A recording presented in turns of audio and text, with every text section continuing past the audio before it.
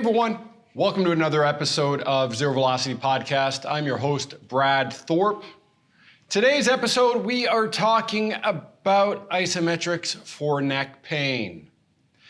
Now, when you start to look at the prevalence of neck pain throughout the world, there was a great sort of report put out by the British Medical Journal a couple of years ago that looked at a 27-year period.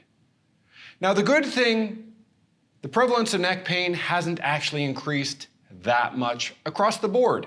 The problem is, in Western countries, it's about 4,800 people per 100,000, so that's about basically 4.8% of the population, is going to experience neck pain. And it's not just like, oh, I have to just rub it a little bit. It's like debilitating, influential neck pain that has a direct impact on the quality of your life.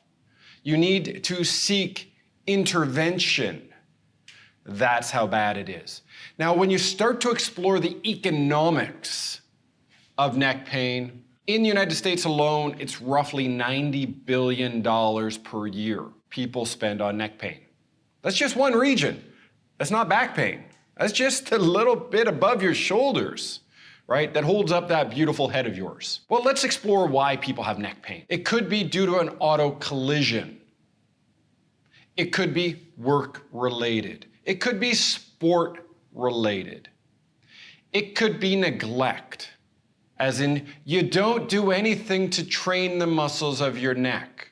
If you start to explore that last statement, the majority of people who exercise don't spend a second on their neck training.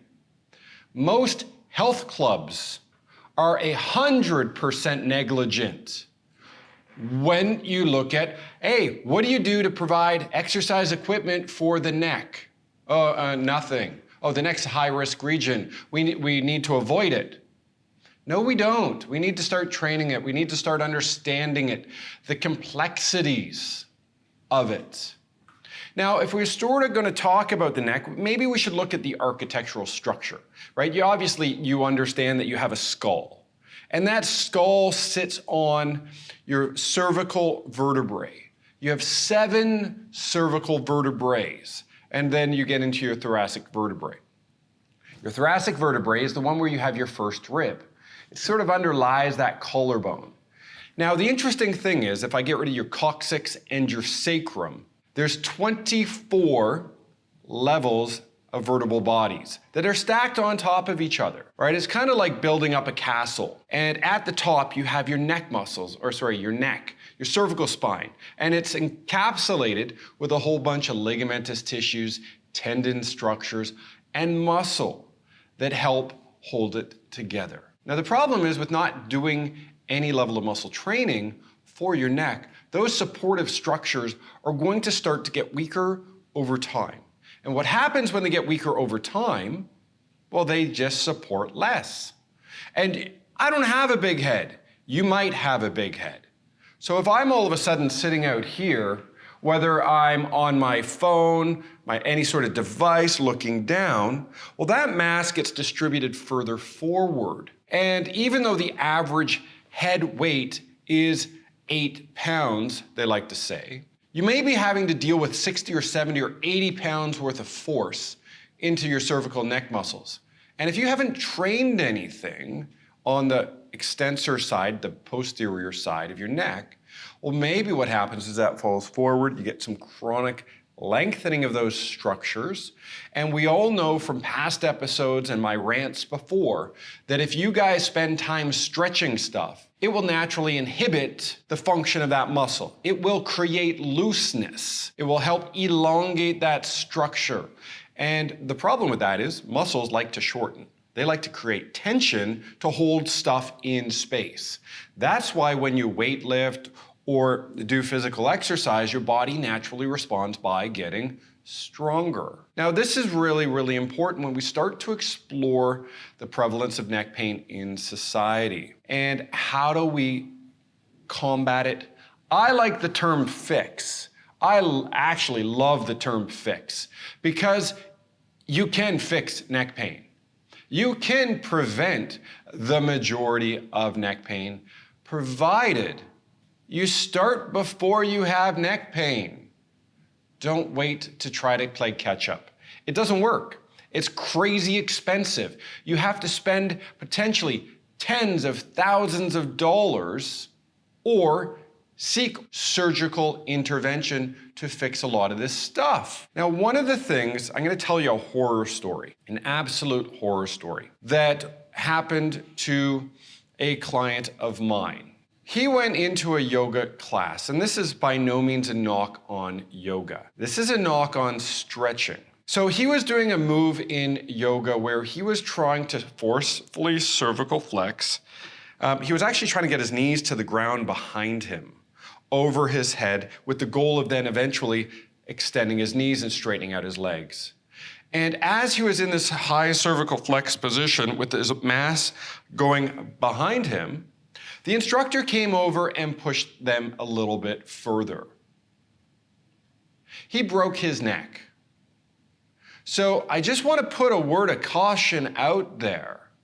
Now, subsequently, he's got a 3-level spinal fusion and subsequent pain and dysfunction associated with having 3 levels of his spine fused together at C2, 3, and 4. He is lucky to be alive. But I just want to point out, that's not every scenario. But it can happen.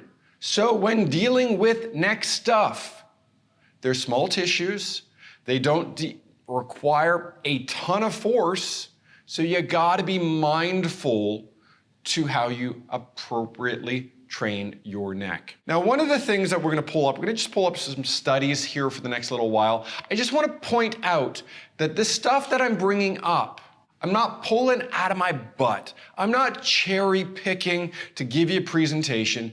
This is factual science that other people have found that I've just put together for you guys. I hope you make a better decision when it comes to starting to train your neck. So here we got a study, the Clinical Journal of Pain, going back to 2011. So this study shows a relationship between levels of neck pain intensity and the function of the deep cervical flexor muscles in women with persistent neck pain. High levels of pain were associated with greater delays in activation of the deep cervical flexors during rapid flexion of shoulder and lower amplitude of activation during isometric craniocervical flexion contractions. So what does that all actually mean? It means they didn't have isometric neck strength on the front of their neck to maybe align their cervical spine properly. So if I sit here and go like this, right? And I don't have that neck strength on the front to counter that, to hold my cervical spine on the anterior surface contracted in better position. Because one thing that you have to think about, so I'm going to use this as a demonstration. So if this is the front of your neck, this is the back of your neck. If these ones are working really hard and they contract, that goes up. Now, if we use this knuckle down here as the next vertebral body, you're going to get a big gapping of space through there. Now you get compression of the nerve root that comes off the posterior side over here. So by strengthening the stuff on the back side, what will happen, the front side, well, that takes off some of the compression of the nerve roots. Also, you have to think about the other structures in there. Off the side of the vertebral body, you have what's called the transverse process. At the back, you have a spinous process.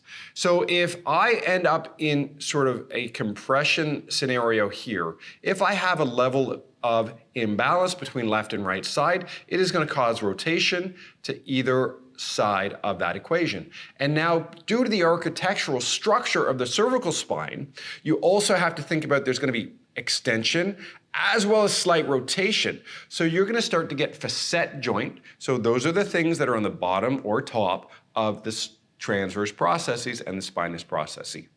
You have these facet joints. They become agitated over time.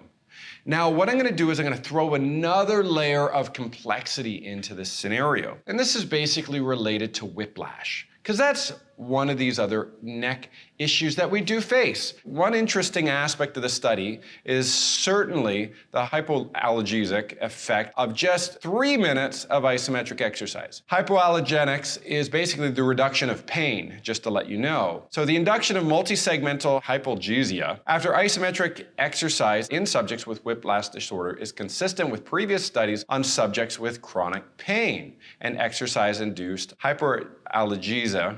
Geez, I'm going to spend like 7 days trying to say that word. After isometric exercise, this appears to be less dependent on exercise intensity than aerobic exercise. So you can get some of this stuff benefits with aerobic exercise, but you got to be a little bit more specific. So that's the cool thing about isometrics, which may increase the applicability of the subjects with chronic pain.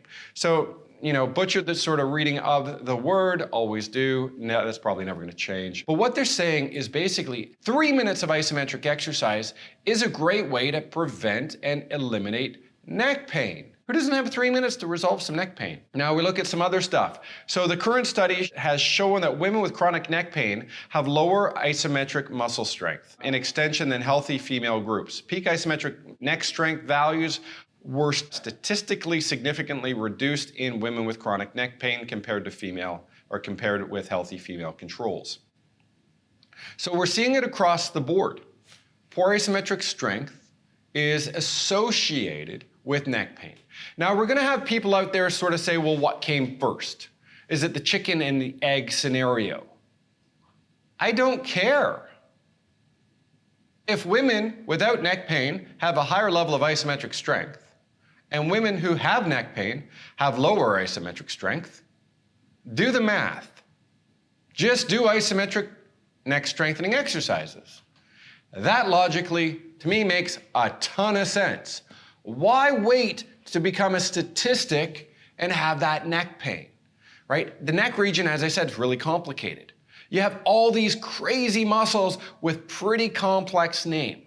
Splenius capitis, splenius cervicus, like multifidus cervicus. You have your basically suboccipitals, which are all these tiny muscles underneath that go from basically your occiput down to C1 and C2. There's 6 of them.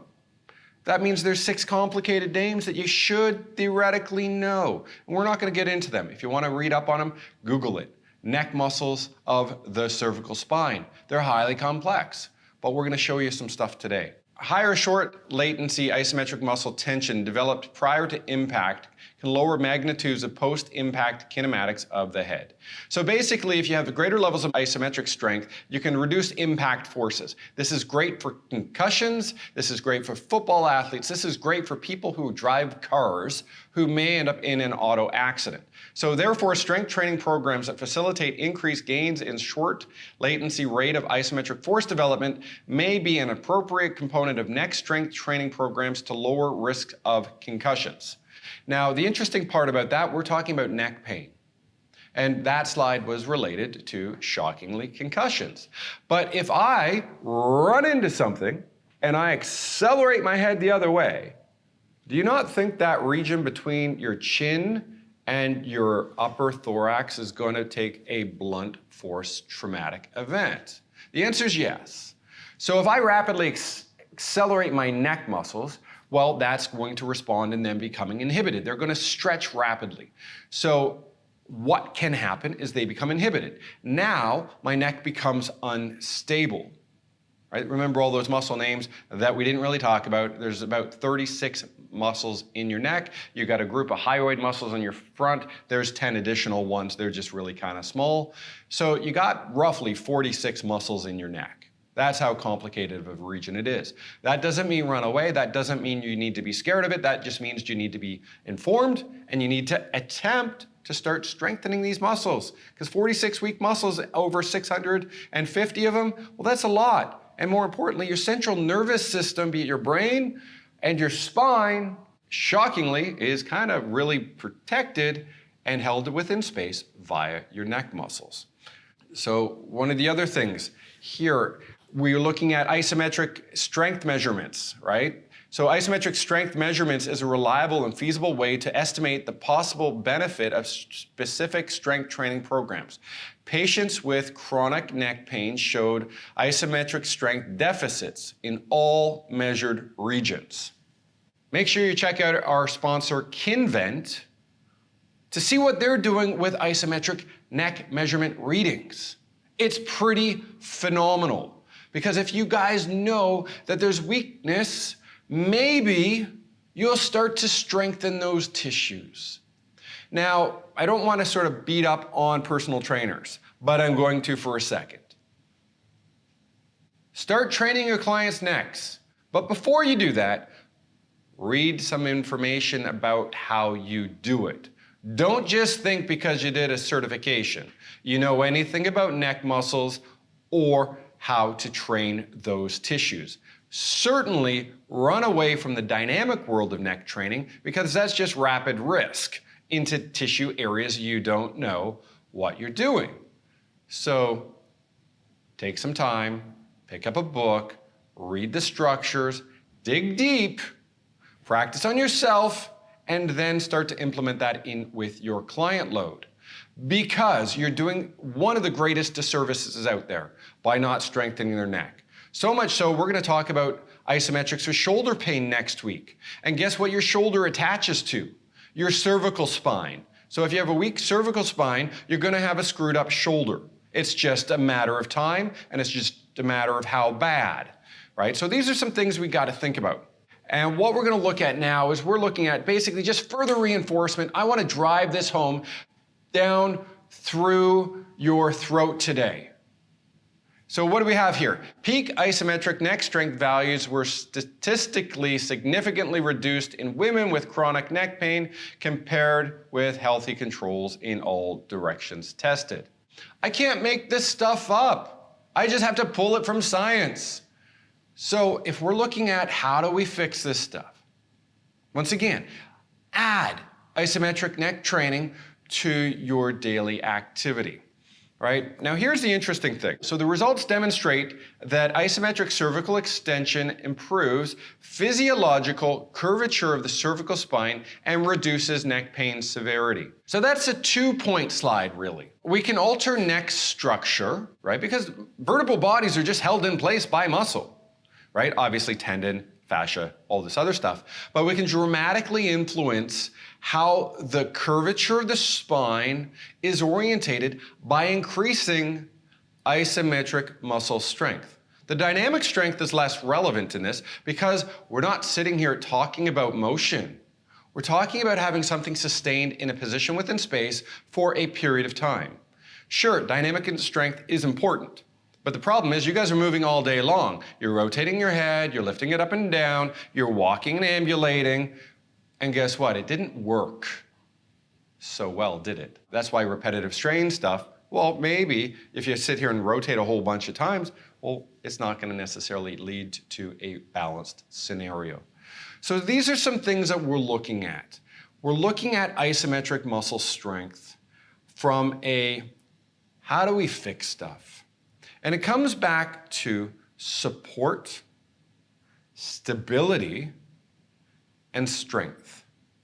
And more so endurance strength. Because if you think about one of the root causes of neck dysfunction is actually sleeping.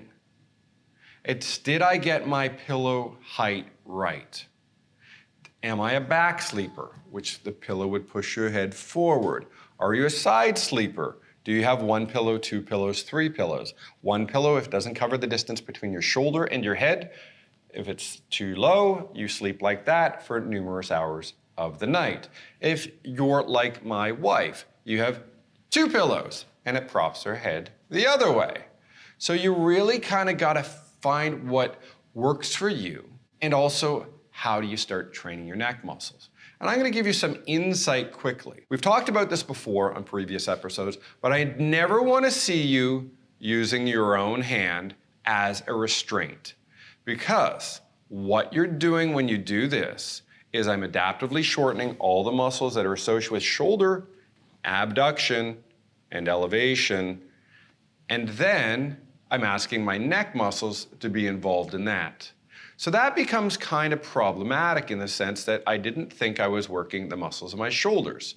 Now, it gets problematic because your upper trap is a really big muscle that helps elevate and abduct that shoulder complex. Now, if this upper trap is working harder than my right side, what's going to happen is going to get that movement there. So you're going to walk around like this because you're trying to stabilize maybe something on the lateral side of your neck that's really small. And then all of a sudden you go, oh, but by doing this, I'm actually training a muscle that I didn't pay attention to, I didn't think about. So if you have like a yoga block, those are pretty cool. So what you can do is you can use a yoga block and you can put it between your head and the wall and try to hold that, right? That's a pretty cool way to do some neck exercises. So imagine a yoga block, imagine pressing into, and you're just kind of standing beside the wall. Now, if you do have the luxury of having an ISOPHIT MSK, what you can do is you can do some neck training. So you can sit here and pull across.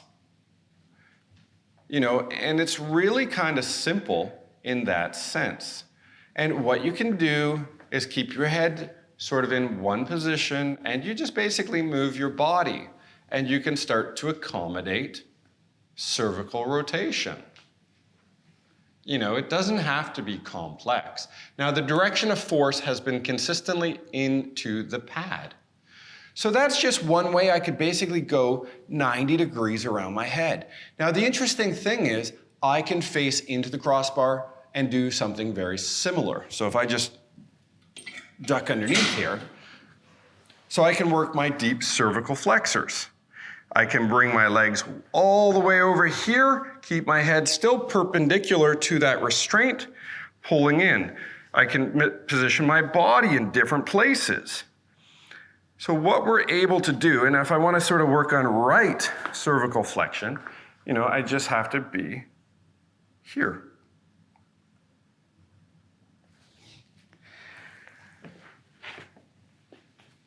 I highly recommend, if you are starting to train your